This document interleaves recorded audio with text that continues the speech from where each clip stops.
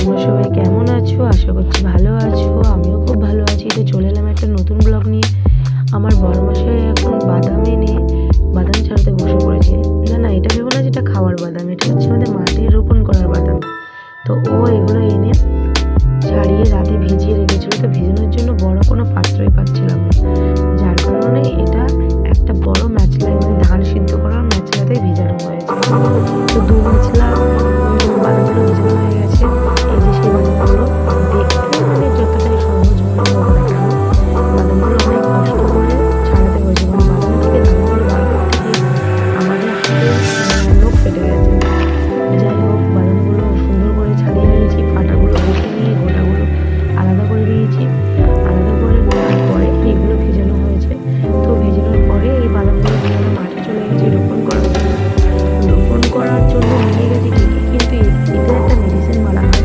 সেই মেডিসিনটা মারবো, তো সেটা আনতে ভুলে গেছি। তো কী করবো, সঙ্গে সঙ্গে একটা আইডিয়া বার করলাম